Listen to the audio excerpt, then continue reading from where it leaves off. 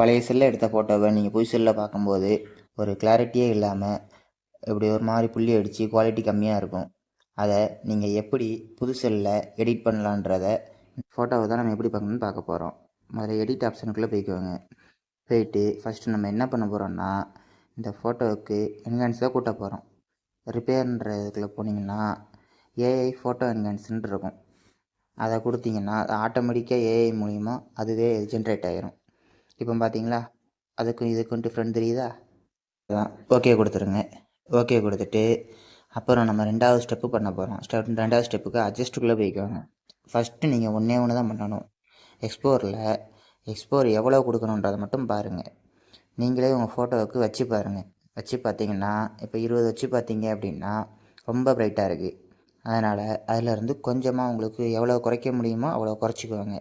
நான் இப்போ 20 வச்சு பார்க்கேன். இது ரொம்ப ஃபோட்டோவுக்கு ஒயிட்னஸ் அதிகமாக இருக்கிறதுனால நான் 10க்கு வச்சுருக்கேன்.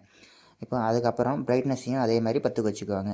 எக்ஸ்போருக்கு என்ன வைக்கிங்களோ அப்படியே வரிசையாக எல்லாத்துக்கும் அதே வைங்க. அதுக்கப்புறம் கான்ட்ராஸ்ட்டுக்கும் 10 வைங்க. ஹைலைட்டை மட்டும் எல்லா ஃபோட்டோலையுமே ஃபுல்லாக குறைச்சிருங்க. ஹைலைட்டை நீங்கள் கொஞ்சம் குறைச்சிங்க அப்படிலாம் பண்ண வேண்டாம், ஃபுல்லாமே குறைச்சிருங்க. ஃபுல்லாக குறைச்சினாங்கன்னா தான் ஃபோட்டோ உங்களுக்கு நல்லாயிருக்கும். நான் சொல்கிற ஸ்டெப்பை நீங்கள் அப்படியே ஃபாலோ பண்ணிங்கன்னா எனக்கு என்ன அவுட்புட் வருதோ அதே இது உங்களுக்கும் வரும். அதுக்கப்புறம் நேராக விப்ரன்ஸுக்கு போயிருங்க. விப்ரன்ஸ்லையும் அதே மாதிரி 10க்கு வச்சுக்குவாங்க. விப்ரன்ஸ் ஆப்ஷன் இப்போ வந்த புது சிலிண்டரில் மட்டும்தான் இருக்கும் எனக்கு தெரிஞ்சு. அதுக்கப்புறம் நீங்கள் ஷார்ப்னஸுக்கு போயிருங்க. ஷார்ப்னஸில் 50 வச்சுக்குவாங்க. ஷார்ப்னஸ் 50 வச்சுக்கிட்டு நீங்கள் ஃபோட்டோவை ஜூம் பண்ணி பார்த்தீங்கன்னா உங்களுக்கு தெளிவாக தெரியும். அதுக்கப்புறம் ஓகே கொடுத்துட்டு பாருங்கள். உங்கள் பழைய ஃபோட்டோவுக்கும் இந்த ஃபோட்டோவுக்கும் டிஃப்ரெண்ட் நல்லாவே தெரியுதா? இது பழைய ஃபோட்டோ.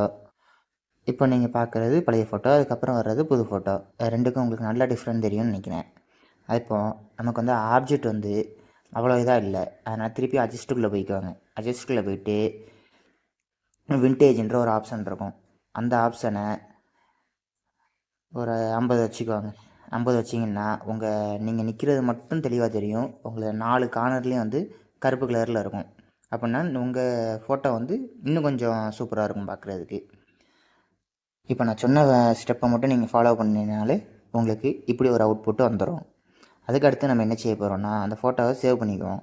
சேவ் பண்ணிவிட்டு இது பழைய ஃபோட்டோ, இது புது ஃபோட்டோ. எப்படி நல்ல டிஃப்ரெண்ட் தெரியுதா?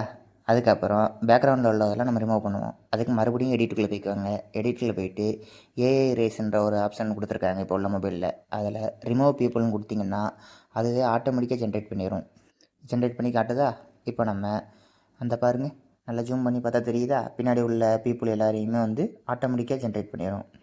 இப்போ நம்ம பண்ண வேண்டியது இந்த ரிமூவ் ஆல்ன்ற ஆப்ஷனை கிளிக் பண்ணுங்கள். கிளிக் பண்ணிங்கன்னா அது வாட்டுக்கு ஜென்ரேட் பண்ணி எல்லா ஆப்ஜெக்டையுமே ரேஸ் பண்ணிடும். இது நெட் இருந்தால் மட்டும்தான் இந்த இதெல்லாம் நடக்கும். ஏஐயில் உள்ள எல்லாமே நெட் இருந்தால் தான் நடக்கும். பார்த்தீங்களா எவ்வளோ க்ளீனாக இது பண்ணிட்டு இருந்ததுக்கான அடையாளமே இதில் இல்லை. இப்போ இதையும் ஓகே கொடுத்துட்டு அவ்வளோதான், முடிஞ்சிச்சு. நம்ம ஃபோட்டோ 3 ஸ்டெப்பு கம்ப்ளீட் பண்ணி இப்போ ஃபோட்டோ ரெடி ஆகிட்டு இப்படி எல்லார் செல்லையுமே பழைய மொபைலில் எடுத்த ஃபோட்டோவை இப்படி புதுசாக மாற்றலாம். பார்த்தீங்களா அதுக்கும் இதுக்கும் டிஃப்ரெண்ட்டு. வீடியோ பிடிச்சிருந்துச்சின்னா லைக் பண்ணுங்கள்.